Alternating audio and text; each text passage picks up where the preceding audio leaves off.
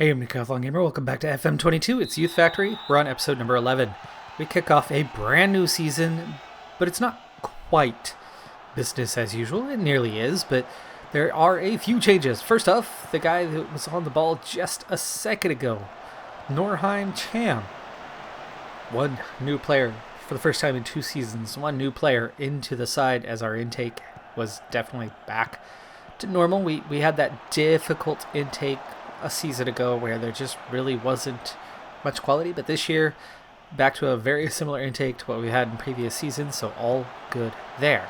That one little piece, that getting back to normal on that part, it was only good enough to bring us one senior squad member, one first 11 squad member. There were other players that were good enough to be senior squad members like a season ago, but it was about fitting them into the side and thinking about development. Speaking of thinking about development, we've seen a couple positive signs. One, as Lovas opens our scoring for the year here in the 13th minute.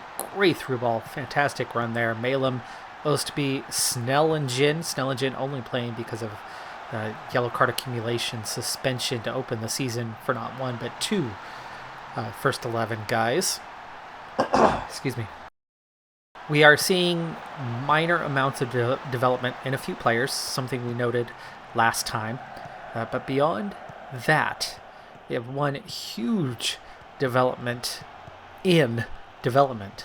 That being, I have 2 players now out on loan and a third one with a loan offer in place that's been accepted, and we're just waiting for things to finalize, hoping for more as we approach the transfer deadline here in under a week. So we're finally being able to take some of our U19s, which are stuck in our level 1 training facilities, and ship them off to other teams. Now, their training facilities aren't great either, but if you can even have a level 5, level 6 training facility, you're bound to see at least some amount of development, especially in a young 17, 18-year-old who has plenty of room for growth from their current ability to their potential ability, giving them playing time in a senior squad, possibly, likely one level below us if I were to check all those teams, as that was the first level that we have seen as we get number 2. Malum, great ball there, and Lovas with the slide to get in and just hammer that home into the back of the net easily, comfortably. Yeah, great run there from Malum. Great pick out to find him, and then he just crosses it. The keeper needs to dive on that before Lovas can get to it, but he does not react quick enough, and we're up 2 and starting to look comfortable here in our season opener. We have one yellow card so far. We'll have to watch out for that as the game goes on, but otherwise things are going quite well on that front. As another nice through ball here to Astencio, also the other player who is in, and Ostby makes it 3. Oh, I love that. I love that pullback pass for the late runners. Oh, we do so well with that. That has given us just tons of goals as we get to the byline, turn back, and just boop, flash it across and put her home. Well, anyway, 9-2 on the shots. XG is only 1, but we have 3 goals. You looking at those chances, you gotta figure that adds up to more than 1 in the XG, but okay, if you say so. Getting some players just one level below. Ooh, ouch. Oh, nice goal right there. Great free kick. One very weak position for us at the moment in terms of ratings. Stensby, Jakobsen. Now, looking at my youth team, there is one of our players from the current class who is almost level. In fact, a couple points better than Stensby Jakobsen. But it's only a couple points, and he's got a lot more potential. So I'd like to see him develop a little bit, and then we'll have him take over for Stensby Jakobsen as Lovas. Could have put this thing to bed with a hat trick for himself, but he misses high and wide. Fantastic ball, was definitely onside. Here's another free kick for Borv, and he nearly gets another. In fact, it doesn't even go out of bounds as it brushed the post and somehow pushed away, keeping in instead of just sliding out of bounds. Caught enough of that post to stay in bounds, apparently. Stencio, Snellingen, Now, I am dealing with a little bit of... Oh, Snelligit, offside. Offside, flags up. I believe that was the correct call. Oh, yeah. Yeah, definitely a couple steps offside. Saw it right. Lovas picks up a yellow card as well. That's already 3 before halftime. I would imagine Lovas was arguing the call to pick up that yellow. XG has definitely picked up quite a bit as we've added nearly another goal after we had accumulated 3. But Otelda, with a goal of their own, it definitely has not been an entirely one-sided match here. And looking at the referee, 5 yellow cards in just the first half means he is trying to warm himself up for the season as well. And that means we need to watch out. We've got probably a few subs to make here in the second half. 2-goal cushion is comfortable, but not entirely. It's definitely not over yet. Got a little bit of work to do yet in the second half. No changes just yet, but I will absolutely look to bring 1, 2, or all 3 of those guys on yellows out as the second half progresses. Defense struggling a little bit. Malum with that free kick nearly curls that around the wall and then into the upper corner, but that was just a little bit too high. Might have been just a hair wide as well. Jakobsen. Matheson also on a yellow now. That's our 4th yellow. New man. Norheim champ. Misses on that one. NC. We're still struggling a little bit in the defensive department. We're not great there. We've definitely got some work to do in terms of the personnel playing those positions. And then, of course, goalkeeper are the biggest ones that need upgrades. But we have had 67th minute. Time for some yellow. Oh, I thought that was in the back of the net, but the goalkeeper was standing and watching. Stay on feet. Sort that. Okay. Let's pause. 71st minute. Astencio on a yellow now. They are candy to this referee. 7 yellow cards now. Majority for us. That's 5 guys on a yellow. Jakobsen is struggling and on a yellow. Let's see. Who do we have? Honore Yildiz. Okay, we'll get him out of there. Matheson is struggling. Do we have Kumar? Okay, Kumar, that's 2 subs. We'll start with those 2. The more defensive positions plus the stay on feet should help us out with that. Do not need to waste time. I did add that team instruction, but okay, try again. Keeping the ball well away from the other team. Nice through ball, and Ostby is on goal and just goes outside of the boot to get the reverse. It was right-footed. Get the reverse spin on that, but he can't quite get enough spin. 85th minute. Now looking like we've almost got this one seen out. Let's get a sub in for Ostby. Tutan on. Kelzi now relegated to the bench with Norheim in. Norheim, oh gosh, Brute wide open just inside the penalty spot. Could have been a tap-in goal, but he nearly blasts it over the bar. No offsides. This was all legal, all on. Just poor marking on that one. And now we have a little bit of work to do to see this thing out here in the final minutes. It would be really nice. Game. Make a sub a while ago and you decide not to confirm my changes and make me wait on it and then not allow me to make changes now until you put that one through. It does frustrate me a bit that they do that because that obviously hurts us quite a bit. We're into stoppage time. Let's just make that our single change at the moment. Malum earns a corner. Okay, transition, keep it the same. Just lower that line a bit. Just tighten it up a bit. Much lower and standard. So we have some better defensive shape as we give away a counter-attacking opportunity. 2 minutes to play. Cover the ball. Kumar. Nice through ball. Lovas to seal this thing. And again, he not only misses, as keeper pushed that wide, but he was apparently offside.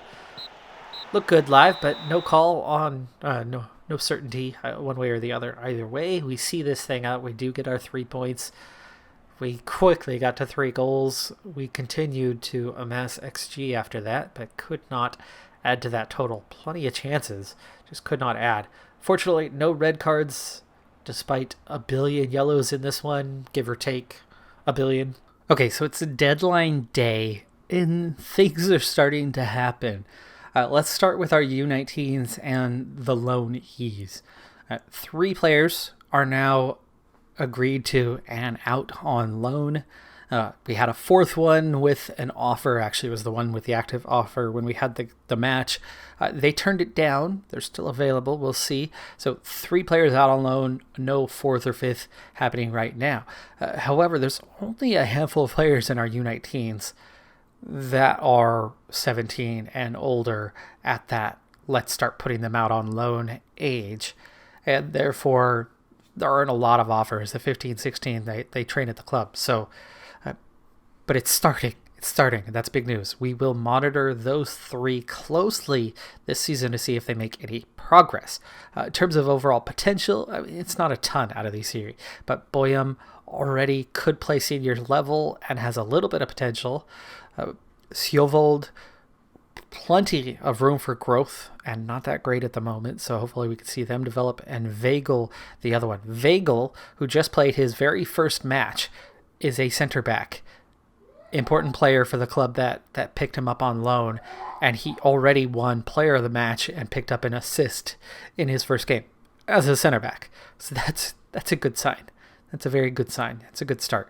You see he's actually played a second match since then. Sjovold has played his second, so that's good. Of my U19s, only 1 player has ever played, and that's Korsvold, who was, until this past season, was a backup to the senior squad, but has since been bumped down to get some training down at the U19s level. He's available for loan. Hopefully somebody will pick him up. He's got tons of potential, bags of potential, so it'd be really nice if somebody did pick him up so that he could grow in ability, because you can see he's right on the edge of the senior squad as of right now. Now, I hadn't had a single offer for any sort of money. The last few seasons, we were getting offers into the 20 to 25,000 range total money. The last 2 years, I think we've had a handful of offers, mostly for Malum, actually.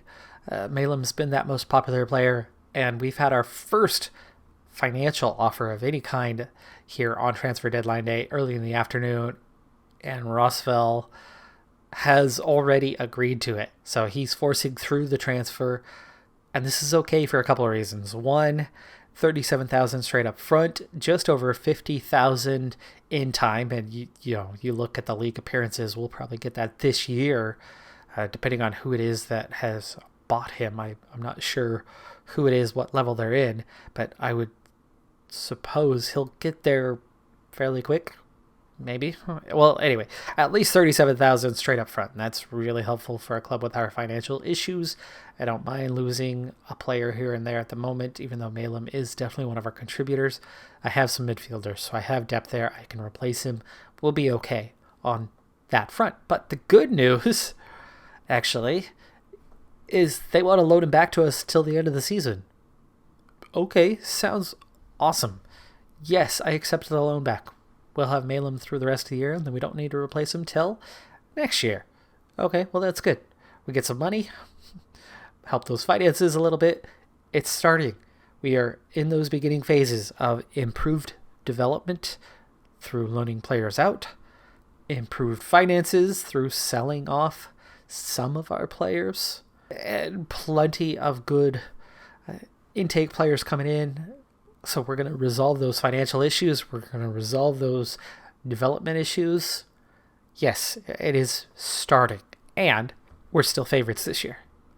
And at this moment in time, we are still locked in as, probably going up. And this is the whole larger league. I mean, there's, 4-5 divisions, something like that, 43 teams. And we're the favorite of all of them. Good sign. Good sign. We should still be cruising maybe this one last season before things begin to slow down, but that'll be halfway through. That'll be through tiers 6, 7, 8, 9, 10, getting us into the top 5 tiers. Yeah, it's not just about getting to the top tier, is it?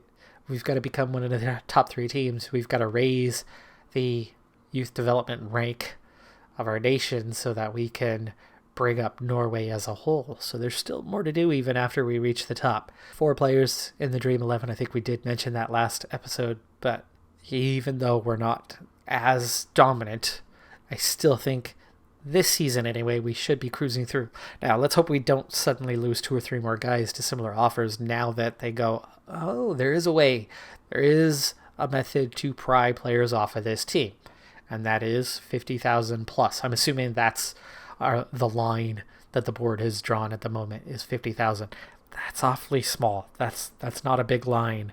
And at 50,000, when we are 700,000 in debt, we're looking at 14 players, roughly, if they're all just going over that mark. That's 14 players that it's going to take to get us back to a positive balance.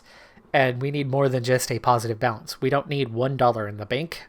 We're going to need a good amount of money to upgrade training facilities, to get my coaching badges going. So that's a little worrying. We will hope that they raise that bar a little bit once we've brought in a couple players, raise it to 75K, raise it to 100K. I don't like it being that low. I don't like it being down at 50K, but it's still a start. One thing of note, fundraising, maybe because we're in a higher tier now, is increased.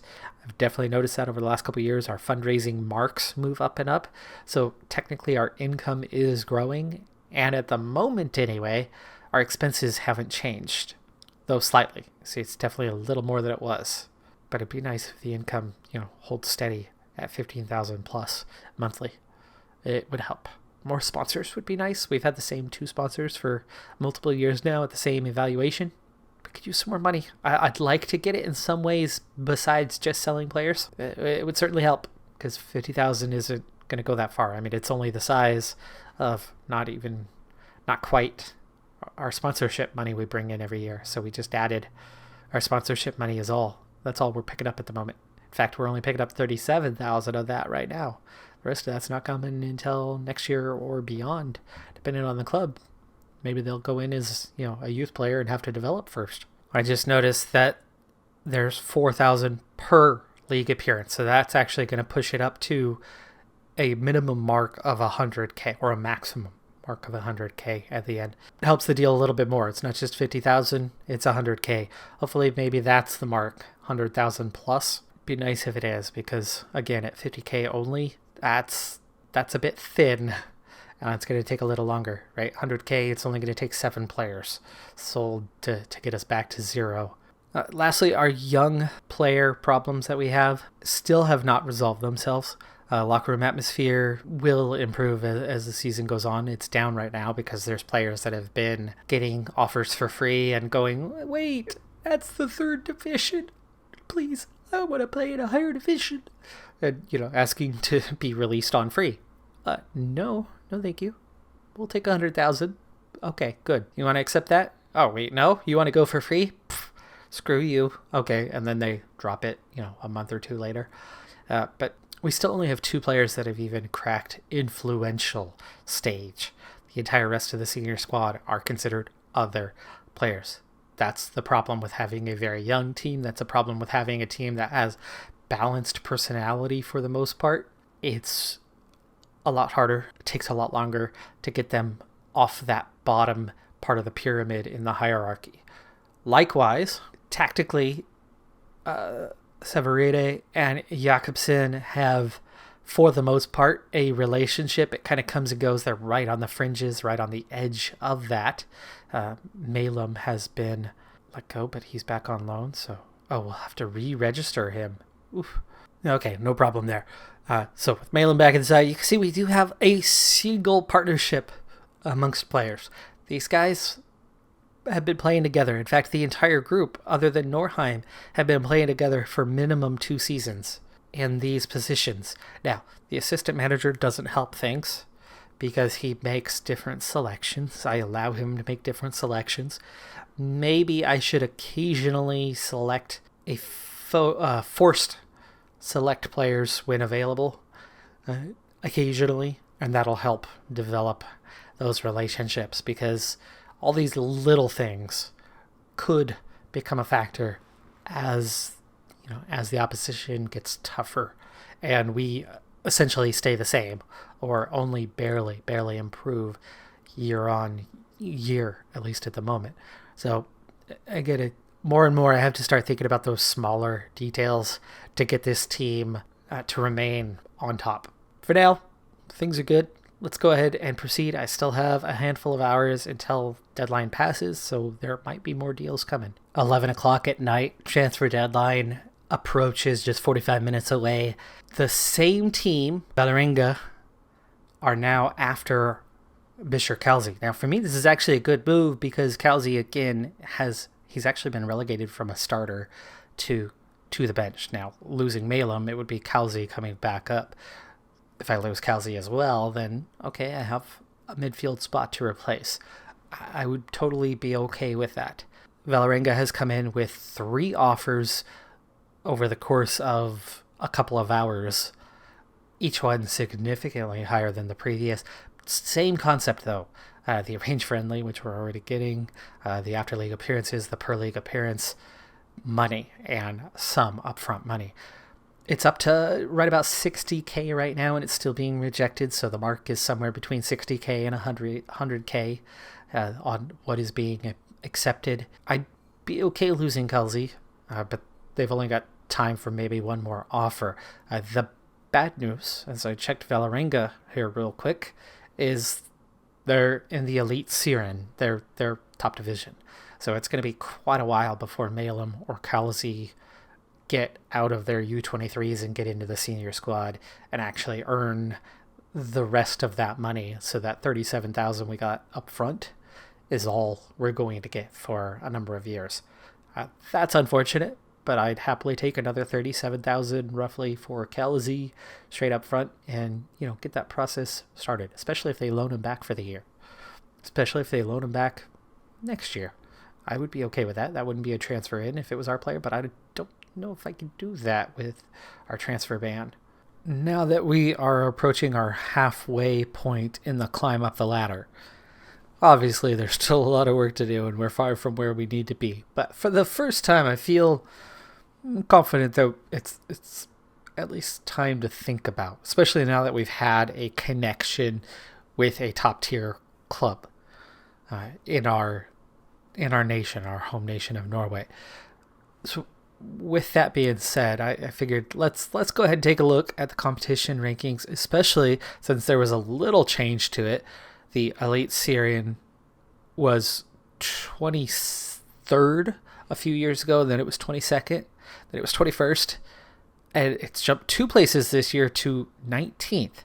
So it's had a nice little climb over these past few seasons. That's a positive. It's already climbing entirely on its own, and we ourselves haven't done anything.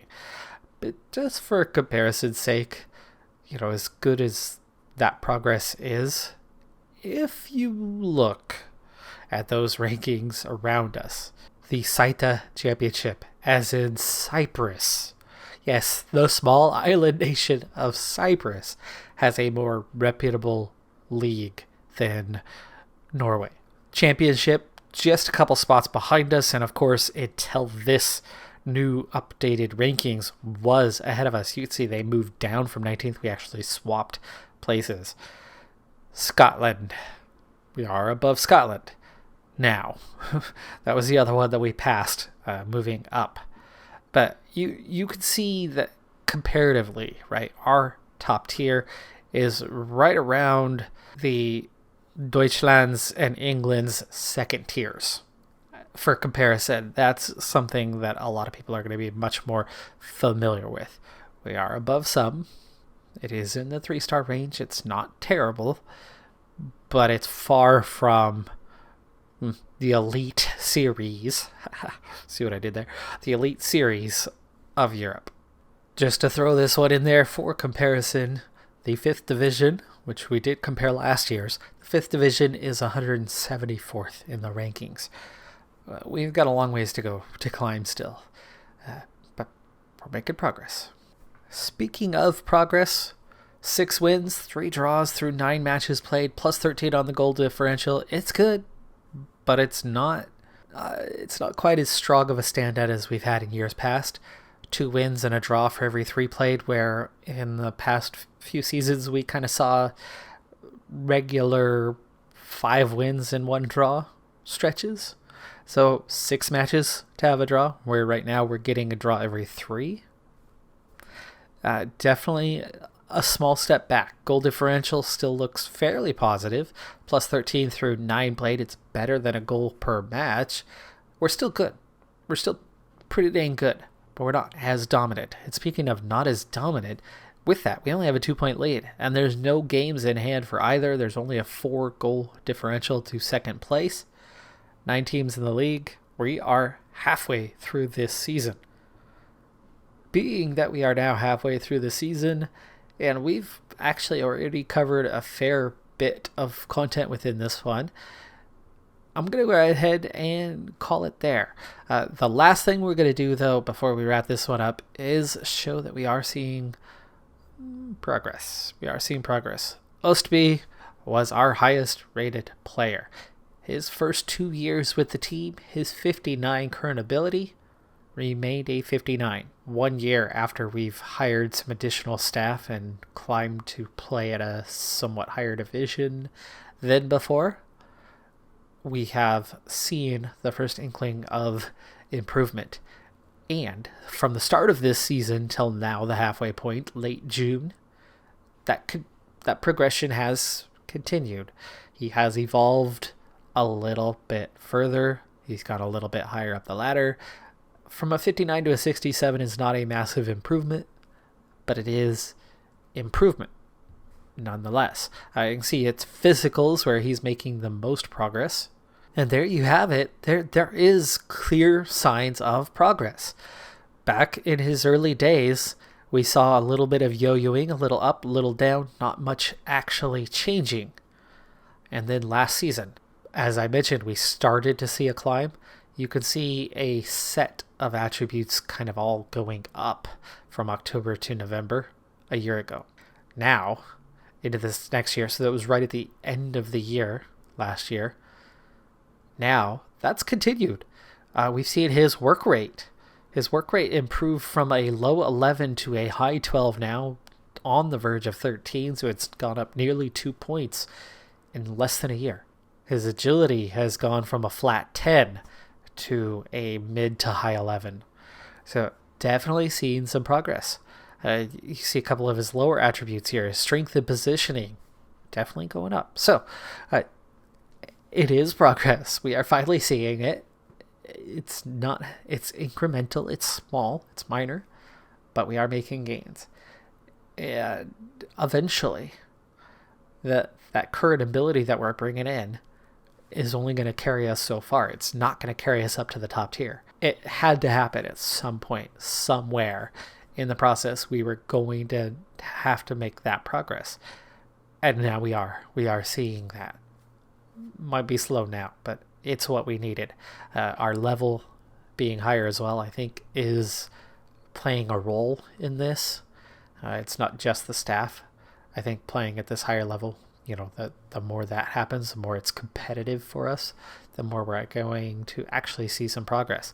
You see that stamina very steadily improving since the season started. The season started right at the end of March. So we're seeing from April till now this steady stream. Now, is it only in Ostby? No. But is everybody improving? No. But it's the beginning. It's the beginning of something. I believe Boyum was a 43. He's now a 44. We are seeing a little bit of progress in his decisions, leadership, vision, long throws. He's on loan, by the way. Siovold, a little bit of progress. Nothing concrete yet, but small gains are being made there. Vagel, not terribly pleased. He's had some poor performances. His determination, I think, is the reason why his progress is a little slow at the moment, but his determination has seen a significant jump. He's made 10 appearances. He's whined. He's complained. He's had very inconsistent performances, and I think he may have been criticized by the local manager, and that's seen his determination jump. I think that's the main reason why we're not seeing any progress in Vagel at the moment. But if that determination climbs another 2 to 3 points, that combined with the other factors that go into your development could start to see that progress in a positive direction. Low determination is not your only factor for training, but it definitely holds you back quite a bit. And when you take in factors of low training facilities, poor staff, and all of those types of factors, it will be enough of a blockage to pretty much halt progress. And we're definitely seeing that with Vagel at the moment. Maybe that's one of my next steps to look at with future intakes. Who has the right personality, who has the right determination, those kind of basic things that go in. He's an unambitious person, largely due to the low determination, but that's going to definitely hold him back. So anyway, things to consider as we go forward, as we progress. It's not just business as usual. Like I said at the beginning of the episode, things are beginning to shift in another direction and kind of open our world to new topics of conversation. We do have a mid-season transfer window coming up soon. We'll have to watch out for that one. KLZ was pretty close to going during the last one, and maybe they'll come out with an even bigger offer this time around. We don't know for sure, but things of that nature could happen. Lingbo is somebody who I had forced into playing at right mid. They've undone that from us, and that means he's still just a makeshift. He's playing two positions that we don't have in formation, so I'm trying to get him trained up as a right mid where he fits the profile a little bit better with decent crossing and okay defensive stats, as opposed to putting him as a proper center back, which he's maybe could be, but maybe not. I mean, he does have jumping reach, but I think I'd rather see him out wide positioning. Maybe he is a center back.